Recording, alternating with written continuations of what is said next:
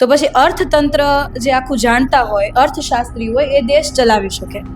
આપણે એવું કહીએ કે ભાઈ ના, ચા વાળા વ્યક્તિ આ લોકશાહીની અંદર દેશ ચલાવે, તો પરિણામ તો આવું જ આવે ને. જેમના ઘરે વેલ્યુ નથી, ઘરે એમના કોઈ વ્યક્તિ સાથ આપે એવા નથી, અને આપણે એને આખો દેશ સંભાળવા આપી દીધો છે. આપણા દેશ માટે તો ખૂબ દુઃખની વાત છે.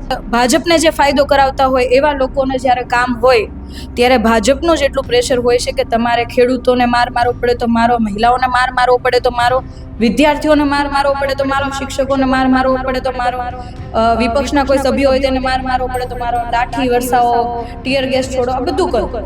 પણ એના મળતિયાને કે ફાયદામાં થોડીક જરીક આમ તેમ ન થવું જોઈએ. સરકાર ગુજરાતની અંદર 10 વર્ષમાં 50,000 મહિલાઓ ગાયબ થઈ, સરકાર કહે છે. ગુજરાતની અંદર દર વર્ષે મહિલાઓ સાથે દુષ્કર્મ બનવાની ઘટનાઓનો રેશિયો વધે છે, સરકાર કહે છે. ગુજરાત એકદમ સુરક્ષિત છે, સુરક્ષિત હાથોમાં છે, ટ્રિપલ એન્જિનની સરકાર છે. ક્યાં છે આ હાથ ક્યાં છે? ભાજપનો મહિલા મોરચો ક્યાં છે? આજે નેતાઓ સાહેબ બની ગયા છે, જનતાને નોકર બનાવી દીધી છે. એમની પાસે, પોતાની પાસે ભ્રષ્ટાચારના કરોડો રૂપિયા એવા પડ્યા છે કે જે પોતાના બાળકોને વિદેશમાં ભણાવી શકે અને વિદેશમાં એને સારી જિંદગી આપી શકે. આજે ગુજરાતની અંદર ડરે કોણ? સામાન્ય માણસ ડરે. સામાન્ય માણસ સાથે કંઈ ખોટું થાય તો પોલીસ સ્ટેશન ના જઈ શકે, કેમ કે પોલીસ સ્ટેશનમાં પોલીસ વાળાથી બી કે ભાઈ વોશિંગ પાવડર નિર્માણ જગ્યાએ વોશિંગ પાવડર ભાજપ એવું આવી ગયું છે. એટલે કોઈ પણ વ્યક્તિ ભાજપમાં જાય એટલે એને મોઢે ટેપપટ્ટી લાગી જાય છે, એ બોલી નથી શકતા.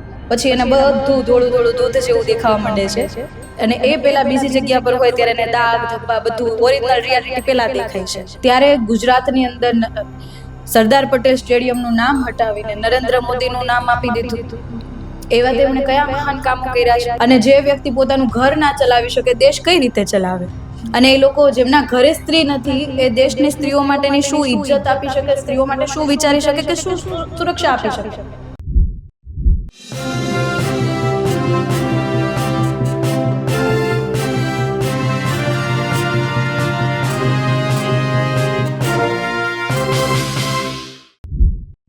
નમસ્કાર, હું છું ચંદ્રિકા પુત્રી નિરાલી, અને આજે આપણી સાથે જોડાયા છે આમ આદમી પાર્ટીના પ્રદેશ મહિલા અધ્યક્ષ પાયલબેન સાકરિયા. પાયલબેન, તમે મહિલા સુરક્ષાની વાત કરી, પણ તમે સુરતથી છો. આપણા ગૃહમંત્રી હર્ષ સંઘવી પોતે પણ સુરતથી છે. તો કે મહિલાઓ ખૂબ સુરક્ષિત છે, રાતે 12 વાગે પણ ફરી શકે છે, એવી વાતો કરતા હોય છે. તમને નથી લાગતું? મને તમે એ સવાલ કહો કે તમે ખુદ 2 વાગે ફરી શકો એકલા? ના, અમે નથી ફરતા. જો તમે જાહેર ફિલ્ડની અંદર તમે લોકોના મુદ્દાઓ જ્યારે ઉજાગર કરતા હોય, લોકોની પીડા લોકો વચ્ચે લઈ જતા હોય, સરકારનું તમે ધ્યાન દોરતા હોય, જો તમે સુરક્ષિત નથી તો આપણા રાજ્યની સામાન્ય મહિલાઓ કઈ રીતના સુરક્ષિત હોઈ શકે? આજે હું જે બોલું છું એ માત્ર વિપક્ષમાં છું, આમ આદમી પાર્ટીમાં છું એટલા માટે ભાજપને કહું છું, ભાજપ સરકારને કહું છું, એવું નથી. આ જે રિપોર્ટ છે એ રિપોર્ટ જે NCRBના રિપોર્ટ તો હું તો બનાવતી નથી, સરકાર તો અમારી છે નહીં, સરકારની અંદર માણસો અમારા નથી, સરકારની અંદર માણસો એના છે, બધું જ એનું છે. એનો રિપોર્ટ એવું કહે છે કે ગુજરાતની અંદર મહિલાઓ સુરક્ષિત નથી. હું કહી દઈશ કે મહિલાઓ સુરક્ષિત નથી એવું નથી બનવાનું. સરકાર એવું કહે છે કે ગુજરાતની અંદર મહિલાઓ સુરક્ષિત નથી, એ સરકાર ગુજરાતની અંદર 10 વર્ષમાં 50,000 મહિલાઓ ગાયબ થઈ, સરકાર કહે છે. ગુજરાતની અંદર દર વર્ષે મહિલાઓ સાથે દુષ્કર્મ બનવાની ઘટનાઓનો રેશિયો વધે છે, એ સરકાર કહે છે. આ ગયા વર્ષે 2024ની અંદર એસિડ એટેક થયા, ગેંગરેપ થયો, ગેંગરેપ સાથે મર્ડર થયું, આ બધું સરકાર કહે છે, હું કહેતી નથી.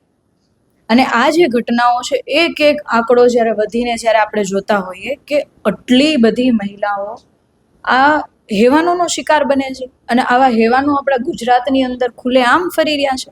એને કોઈનો ડર નથી, કાયદાનો ડર નથી, કંઈ લેવા કે દેવા તંત્રનો ડર નથી, કંઈ નથી.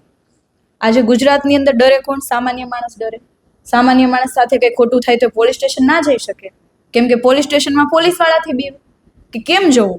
ત્યાં જશે તો પોલીસ વાળા ઉલટાના 10 સવાલ કરશે, ફરિયાદીને 10 સવાલ કરે, ઉપરથી એના ઉપર એટલું જોર જુલમ કરે કે પેલો માણસ ફરિયાદ લખાયો હોય ને કરતા જતો રહે. આવી ઘટનાઓ બને છે. આમ આદમી પાર્ટીના અમારા હમણાં બેન ડિમોલેશન બાબતે ધરણા કરી રહ્યા હતા કે ભાઈ ના, ખોટું થઈ રહ્યું છે, લોકોના ઘર બચાવવા માટે બેઠા હતા. તો અંકિતાબેન ગોર કરી રહી છે, તો એમને જીપની અંદર લઈ જાય છે, એમની સાથેનું ખૂબ ખરાબ વર્તન કરવામાં આવે છે, એમના ઉપર હાથ ઉપાડવામાં આવે છે. પોલીસને આટલો ઘમંડ શેનો આવી જાય છે કે જે સામાન્ય મહિલાઓ જે લોકો માટે લડી રહી છે એના ઉપર જોર જુલમ કરવું? અને જે હેવાનો ખુલ્લેઆમ ફરે છે એના ઉપર કોઈ મતલબ એના ઉપર કોઈ પાવર નહીં, કોઈ કંટ્રોલ નહીં, કંઈ જ નહીં. અને આજે અમે જે બોલીએ છીએ એ માત્ર હું મહિલા પ્રમુખ છું, આમ આદમી પાર્ટીમાં છું એટલે બોલવું એવું નથી. આ અવાજ હરેકે દીકરીનો છે, હરેકે બેનનો છે, હરેકે ઘરની પરિસ્થિતિ વર્ણવે છે કે જે પોતે બોલી નથી શકતા, જે પોતે આ મતલબ શિકાર કહેવાય ને કે ભાઈ એમની સાથે જે ઘટના બની છે એમનો અવાજ છે. આજે હું વાત કરું કે 16 લાખથી વધારે મહિલાઓ ઘરેલું હિંસાનો શિકાર બને છે. શા માટે? કેમ કંટ્રોલ નથી પોલીસનો? કેમ તંત્રનો કંટ્રોલ નથી? કેમ નેતાઓનો કંટ્રોલ નથી? તમે પોસ્ટર તો ચૂંટણી સમયે મારો છો કે સબ સહી સબ મતલબ સહી સલામત ગુજરાત એકદમ સુરક્ષિત છે, સુરક્ષિત હાથોમાં છે, ટ્રિપલ એન્જિનની સરકાર છે. ક્યાં છે આ હાથ ક્યાં છે? ભાજપનો મહિલા મોરચો ક્યાં છે? આટલી બધી તકલીફો બહેનોને છે, મહિલાઓ આ બધું ભોગવી રહી છે, તો ક્યાં છે? આવી ઘટનાઓ બને છે, મહિલાઓની ડિલિવરી થાય, રસ્તામાં ડિલિવરી થઈ જાય છે, ટીંગાટોળી કરીને લઈ જવી પડે છે, ના તો એની માટે હોસ્પિટલની વ્યવસ્થા છે. અને આઝાદીના આટલા વર્ષો પછી પણ આપણે મહિલાઓ કહેવાય ને કે ભાઈ કુપોષિત બાળકો ના જન્મે એના માટેના આપણે મોટી મોટી યોજનાઓ લાગુ કરવી પડે છે. શા માટે? અને યોજનાઓ લાગુ કર્યા પછી પણ એ જે યોજના છે એ પાછો ભાજપના મોટા મોટા નેતાઓ ખાઈ જાય છે, નીચે સુધી તો પહોંચતું જ નથી. કેટલા બધા દર વર્ષે કુપોષિત બાળકો જન્મે છે, મહિલાઓ ડિલિવરી સમયે કેટલી બધી મહિલાઓના મૃત્યુ થઈ જાય છે. ત્યાર પછી કેટલી મહિલાઓ એવી છે કે જેમને અનેક સમસ્યાનો સામનો કરવો પડે છે, ઘરેલું હિંસાનો સામનો કરવો પડે છે. કોઈ દીકરી કોલેજ જતી હોય તો એની સાથે કેટલા બનાવો બનતા હોય ઘણી વખત તો કહેતી પણ નથી હોતી. આ આંકડા સરકારના એના સિવાય પણ કેટલા આંકડાઓ એવા હશે કે જે ચોપડે નોંધાય જ નથી. તો આ બધી ચિંતા કોણ કરશે? લોકો મત આપે છે એટલા માટે કે એમના ઘર પરિવારની દીકરી, બેન, માતા બધા સુરક્ષિત ફરી શકે, સુરક્ષાનો અનુભવ કરી શકે. સુરક્ષા એ મહિલાનો હક છે અને હક આપવો એ જવાબદારી છે સરકારની.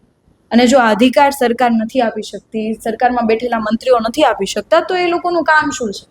ચૂંટણીઓ શા માટે થાય છે? એટલા માટે તો થાય છે કે તમે આ બધું કામ કરો. આજે નેતાઓ સાહેબ બની ગયા છે, જનતાને નોકર બનાવી દીધી છે. પણ આજે આ ઘણા બધા સવાલો આપના માધ્યમથી પણ ભાજપના નેતાઓને કહેવા માંગુ છું કે અમે જેટલા સવાલો કર્યા તમારા સરકારના આ બધા આંકડાઓ છે, તમારા જ માણસોએ કરેલા આંકડાઓ છે, તો આંકડાઓનો જવાબ આપો. અને આવનારા સમયની અંદર એવી કડક કાયદો વ્યવસ્થા અમલમાં મૂકો કે જેટલા પણ કાયદાઓ બનેલા છે તો એ કાયદાનું નામ સાંભળીને પણ જે અપરાધી છે, જે હેવાનો છે, રાક્ષસો છે, એમને ડર લાગવો જોઈએ. કોઈ પણ મહિલાની સામે ઊંચું જોવામાં પણ એને ડર લાગવો જોઈએ કે જો હું આવું કંઈ કરીશ તો એ આનો જે નિર્ણય છે કે અંજામ છે આવો થશે.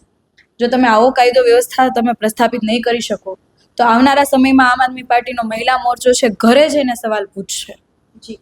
ખાસ કરીને ગુજરાત સરકાર, ભાજપની સરકાર બેટી બચાવો બેટી પઢાઓની વાતો કરતી હોય છે, પણ નીતિ આયોગના આંકડા મુજબ 2,40,000 વિદ્યાર્થીઓએ શાળા છોડી, જેમાંથી 1,10,000 વિદ્યાર્થીનીઓ છે. 100%ની વાત છે. તમને હું સ્ટેપ બાય સ્ટેપ તમે જેટલું કહેશો એ બધી જગ્યાઓ પર યોજનાઓ લાગુ પડે છે, પોસ્ટરો લાગે છે, મોટી બેનરો લાગે છે, હોર્ડિંગ્સો લાગે છે, પ્રચારની અંદર મોટી મોટી વાતો થાય છે, પ્રધાનમંત્રી આવીને વાત કરે, મુખ્યમંત્રી આવીને વાત કરે, ગૃહમંત્રી આવીને વાત કરે, બીજા કોઈ મંત્રાલયના મંત્રી આવીને વાત કરે, પણ વાત જ ખાલી કરે છે. રિયાલિટી તો એવી થતી નથી. આજે કુપોષિત બાળકોનો રેશિયો ખૂબ વધારે છે. આજે શાળા છોડવાના બાળકોનો રેશિયો ખૂબ વધારે છે. આજે ગુજરાતની અંદર એટલી શાળાઓ નથી જેટલા વિદ્યાર્થીઓ છે. આજે શાળાઓ જેટલી છે એમાં તો શિક્ષકો નથી, અને શિક્ષકો નથી, શિક્ષકોની ભરતી આવે તો એ ભરતી થતી નથી કેમ કે ફાઇનાન્શિયલ ફંડ ઓછું પડતું હશે. બાળકો તૈયારી કરે છે ડૉક્ટર બનવાની, નીટની એક્ઝામ આપે તો એક્ઝામમાં પેપર ફૂટી જાય છે. એટલે એક સિસ્ટમમાં બધી જ જગ્યાએ ખામીઓ છે. આ ખામીઓ જાણી જોઈને કરવામાં આવે છે. એવું નથી કે ભૂલથી કોઈ ખામી થઈ ગઈ છે ને એ લોકો પ્રયાસ કરે છે, એવું નથી. જાણી જોઈને એક પોઈન્ટ ઉપર ખામીઓ છે. એ એટલા માટે ખામીઓ છે કે જેટલા પણ નેતાઓ ચૂંટાયેલા છે એમને સરકારી દવાખાને સારવાર લેવી પડતી નથી, કેમ કે સરકાર એનો ખૂબ મોટો ખર્ચો એમને આપે છે કે જે પ્રાઇવેટ હોસ્પિટલોમાં ટ્રીટમેન્ટ કરાવી શકે. પોતાની પાસે ભ્રષ્ટાચારના કરોડો રૂપિયા એવા પડ્યા છે કે જે પોતાના બાળકોને વિદેશમાં ભણાવી શકે અને વિદેશમાં એને સારી જિંદગી આપી શકે. એટલે એમને ગુજરાતના લોકો સાથે, ભારત દેશના ભવિષ્ય સાથે અત્યારે જેટલા ચૂંટાયેલા લોકો છે એને કંઈ જ નથી પડી. માત્ર ને માત્ર લોકોનો ઉપયોગ, મહિલાઓનો ઉપયોગ વોટ બેંક તરીકે કરવામાં આવે છે. સભા હોય ત્યારે બધા મહિલાઓને બોલાવવાના, એમને સાડીઓ આપવાની, અલગ અલગ ગિફ્ટો આપવાની, મોટી મોટી વાતો કરવાની અને એના વોટ લઈ લેવાના. માત્ર ને માત્ર મહિલાઓનો ઉપયોગ આવી રીતના જ કરવામાં આવ્યો છે, અને જેના કારણે આજે આખા ગુજરાતની હાલત ખૂબ જ કથળી ગયેલી છે. હમણાં થોડા દિવસ પહેલા એક વિડીયો એવો હતો કે જે લોકો કૂવામાં ઉતરીને નાની નાની 7-8 વર્ષની દીકરીઓ પાણીની હેલ લઈને ઉપર ભરીને જાય છે. પાણી પૂરું નથી આપી શકતા, ડ્રેનેજ વ્યવસ્થા સારી નથી, સારા રોડ રસ્તા નથી, મહિલાઓ સુરક્ષિત નથી, વિદ્યાર્થીઓ સુરક્ષિત નથી, એમના પેપરો ફૂટી જાય છે, નોકરીઓ નથી, બધી જ એટલી બધી સમસ્યાઓ છે. કઈ સમસ્યાની વાત કરવી ને કઈ સમસ્યાની વાત ના કરવી, પણ મેઇન સમસ્યા એ છે કે મહિલાઓની સુરક્ષા કરવી એ સરકારની જવાબદારી છે, મહિલાઓનો હક છે, અને એના હક અપાવવા માટે અમારે જે કરવું પડશે અમે કરીશું. તમે પોતે પાટીદાર છો અને હાલમાં જ પીએમ મોદીને સરદાર રત્ન એવોર્ડ અપાયો, શું કહેવા માંગો છો? આપણા દેશના પ્રધાનમંત્રી છે, અને એવોર્ડ આપવું અને એવોર્ડ લેવો એમાં કોઈ ખોટી વાત નથી, પણ હું એવું કહેવા માંગુ છું કે જ્યારે સરદાર પટેલ સ્ટેડિયમનું જ્યારે નામ બદલવામાં આવ્યું ત્યારે આ બધા આગેવાનોએ કેમ વિરોધ નહીં કર્યો? સવાલ એ છે કેમ વિરોધ નહીં કર્યો?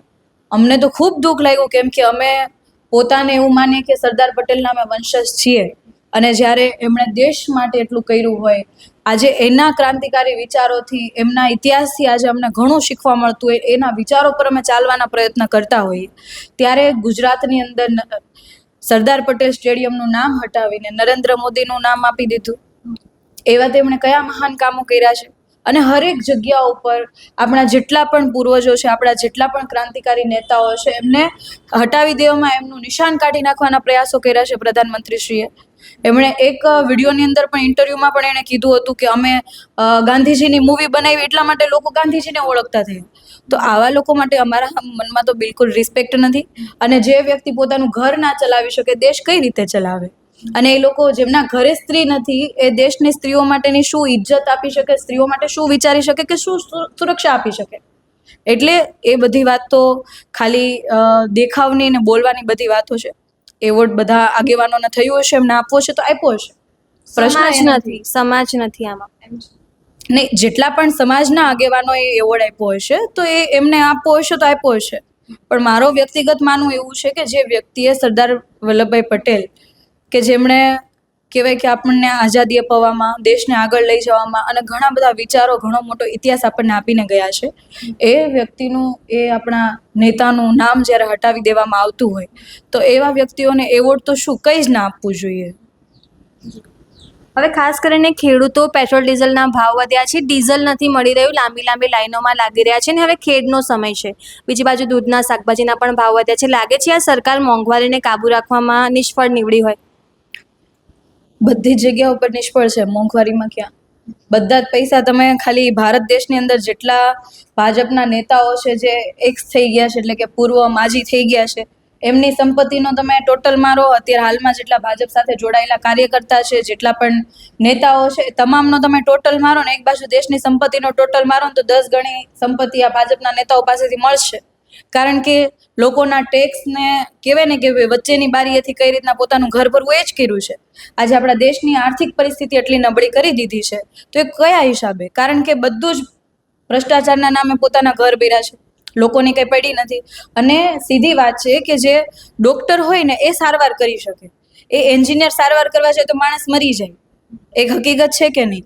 તો પછી અર્થતંત્ર જે આખું જાણતા હોય, અર્થશાસ્ત્રી હોય, એ દેશ ચલાવી શકે. આપણે એવું કહીએ કે ભાઈ ના, ચાવાળા વ્યક્તિ આ લોકશાહીની અંદર દેશ ચલાવે તો પરિણામ તો આવું જ આવે ને.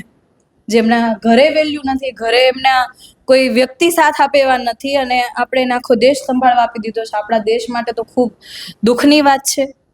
પણ જે છે, પણ અત્યારે આપણે ગુજરાતમાં પરિવર્તન માટે અમે ખૂબ બધા બહેનોને કહેવાય કે નેતૃત્વ આપવાની તૈયારી કરી રહ્યા છીએ, અને ખૂબ મોટી સંખ્યામાં બહેનો નેતૃત્વ લેશે. અને બહેનો જ્યારે નેતૃત્વ લેશે ત્યારે ચોક્કસથી કહેવાય ને કે અત્યાર સુધીના ઇતિહાસ છે કે જ્યારે રાક્ષસોએ પોતાની હદ વટાવી હતી ત્યારે માતાએ દુર્ગાનું સ્વરૂપ ધારણ કર્યું હતું, જરૂર પડી તો માં કાલિકાનું સ્વરૂપ ધારણ કર્યું હતું ને એમનો સંહાર કર્યો હતો. ત્યાર પછી આઝાદીની લડાઈ આપણે જોઈએ તો એમાં ઝાંસીની રાણી સહિતના ઘણા બધા મહિલા નેતાઓ હતા કે જેમણે આઝાદી માટેની ખૂબ મોટી ક્રાંતિઓ લાવી હતી, અને ખૂબ મોટો ફાળો મહિલાઓનો રહ્યો હતો. ત્યારે અત્યારે ફરીવાર એ જ સમય છે, મહિલાઓના હક માટે લડવાની વાત છે, મહિલાઓના અધિકાર માટે લડવાની વાત છે. તો આવનારા સમયની અંદર આમ આદમી પાર્ટી ખૂબ મહિલાઓ માટેનું નેતૃત્વ ઊભું કરશે, મહિલા નેતૃત્વ કરશે અને આવનારા સમયમાં હરેક મહિલાના મુદ્દા બાબતે ખૂબ મજબૂતાઈથી આ બાબતે લડશે. તમે મહિલાઓની વાત કરી પણ આપમાં ખૂબ ઓછી મહિલાઓ છે, મતલબ મહિલાઓ કેમ નથી જોડાતી ને હવે તમે પ્રદેશ મહિલા અધ્યક્ષ થયા છો તો કેવી રીતે જોડશો? ના, એવું નથી કે મહિલા ઓછી છે. જો મહિલા ઓછી હોય તો અમે 5,000 ઉમેદવારો ઊભા રાખ્યા હતા, એમાં રિઝર્વેશન પ્રમાણે તો 50% મહિલાઓ હતી અમારી. આ મહિલાઓ ક્યાંથી આવી? મહિલાઓ તો શીર્ષ છે. નેતૃત્વમાં ઓછા છે એમ મહિલાઓ. ના, શીર્ષ નેતૃત્વમાં પણ એવું નથી. અમારા ગૌરીબેન છે, જ્વેલબેન છે, રેશમાબેન હતા, જિગીશાબેન છે, અમારા નિમિષાબેન છે, ઘણા બધા બહેનો શીર્ષ નેતૃત્વની અંદર પણ છે અને ખૂબ મજબૂતાઈથી લડી રહ્યા છે. અમારી પાર્ટી ખૂબ નાની છે અને સામે તાકાતવાળી પાર્ટી છે, બધી જ રીતની તાકાત છે, એની સામે લડી રહ્યા છીએ. અને શીર્ષ નેતૃત્વ કરતાં અમારી પાસે બૂથ લેવલની જે ટીમ આખી છે અને નાનામાં નાના જે કાર્યકર્તાઓ છે એ અમારા માટે ખૂબ મહત્વની વાત છે અને ખૂબ મોટી વાત છે. હવે છેલ્લો પ્રશ્ન છે કે સુરેન્દ્રનગરના કોંઢ ગામમાં જે પ્રકારે ખેડૂતોને 1,000 જેટલી પોલીસ ઉતારી તેમના જ ખેતરોમાંથી માર મારીને મહિલાઓને પણ ધક્કા મારીને બહાર કાઢવામાં આવ્યા, તો પોલીસનું આ પ્રકારનું વલણ કેમ રહ્યું? અને એમને યોગ્ય વળતર માંગ્યું હતું વીજ લાઈન જે નીકળી રહી છે એમના ખેતરોમાંથી એને લઈને. અને બીજું કે રાજુ કરપડાનો એક ગઢ ગણાય છે, તો એ કેમ ચૂપ છે? હવે એ કેમ ચૂપ હોય મને કેમ ખબર? હવે કોઈ પેલા રીલ્સે આપણે જોતા હોય જેવું બતાવે કે ભાઈ વોશિંગ પાવડર નિર્માણ જગ્યાએ વોશિંગ પાવડર ભાજપ એવું આવી ગયું છે. એટલે કોઈ પણ વ્યક્તિ ભાજપમાં જાય એટલે એના મોઢે ટેપપટ્ટી લાગી જાય છે, એ બોલી નથી શકતા. પછી એને બધું ધોળું ધોળું દૂધ જેવું દેખાવા માંડે છે અને એ પેલા બીજી જગ્યા પર હોય ત્યારે એને દાગ ધબ્બા બધું ઓરિજિનલ રિયાલિટી પેલા દેખાય છે. અને પોલીસનું વર્તન ત્યાં રહ્યું એવું નહીં, બધી જ જગ્યાઓ પર એવું વર્તન છે. અને કોઈ પણ વીજ કંપની હોય, પ્રાઇવેટ કોન્ટ્રાક્ટરો હોય કે પછી કોઈ પણ જે ભાજપને જે ફાયદો કરાવતા હોય એવા લોકોને જ્યારે કામ હોય ત્યારે ભાજપનું જ એટલું પ્રેશર હોય છે કે તમારે ખેડૂતોને માર મારવો પડે તો મારો, મહિલાઓને માર મારવો પડે તો મારો, વિદ્યાર્થીઓને માર મારવો પડે તો મારો, શિક્ષકોને માર મારવો પડે તો મારો, વિપક્ષના કોઈ સભ્યો હોય તેને માર મારવો પડે તો મારો, લાઠી વરસાવો, ટીયર ગેસ છોડો, આ બધું કરો. પણ એના મળતિયાને કે ફાયદામાં થોડી કે જરીકે આમ તેમ ન થવું જોઈએ. અને એટલા માટે ઉપરથી સૂચના હોય એટલે પોલીસ તો એનું જ કામ કરવાની, કેમ કે એને એના આકાઓ કેસ એટલું જ કરશે. એના સિવાય બીજું કરે તો એમને સસ્પેન્ડ કરી દે અથવા તો બીજી જગ્યા પર બદલી કરી દે. એટલે આપણે ડરીએ છીએ એવું નથી, પોલીસે ડરે છે, તંત્રમાં રહેલા હરેક વ્યક્તિ ડરે છે. એટલા બધા ગુંડાઓ બેઠા છે ભાજપની અંદર, તમામ જગ્યાઓ પર, તમામ પદ ઉપર એટલા બધા મોટા મોટા ગુંડાઓ બેઠા છે. અને આ ગુંડાઓના કહેવાથી આ બધું ખેડૂતો ઉપર દમન થાય છે, મહિલાઓ ઉપર દમન થાય એના કારણે થાય છે. પણ અમે એ બાબતે તમામ જગ્યાઓ પર મજબૂતાઈથી લડવા માટેની તૈયારીઓ કરીએ છીએ અને અમે લડીશું અને એને ચોક્કસથી જવાબ આપીશું. તો આ હતા આપણી સાથે પાયલબેન સાકરિયા, જેમને તમામ મુદ્દે આપણી સાથે વાત કરી, પેટ્રોલ ડીઝલના ભાવ હોય કે પછી નીતિ આયોગના આંકડા. તમે આ વિશે શું વિચારો છો અમને કમેન્ટ કરીને જણાવશો. અમદાવાદથી સહયોગી નિશા સાથે નિરાલી મહેરિયા.